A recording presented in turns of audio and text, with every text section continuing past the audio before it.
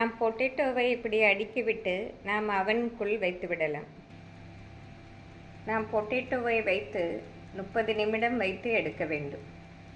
Friends, நாம் இந்த OTG அவனில் செய்யும் பொட்டேட்டோ வெஜ்ஜஸ் கடைகளில் கிடைப்பது போலவே மிக சுவையாக இருக்கும்.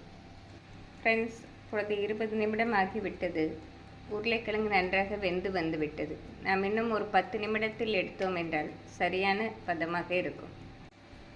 ஃப்ரெண்ட்ஸ், இப்பொழுது 30 மினிட்ஸ் ஆகிவிட்டது. பொட்டேட்டோ நன்றாக ரோஸ்ட் ஆகிவிட்டது. இப்பொழுது நாம் திறந்து விடலாம். நாம் ட்ரேயை வெளியே எடுத்து விடலாம். நாம் இதை சர்விங் பிளேட்டுக்கு மாற்றி விடலாம்.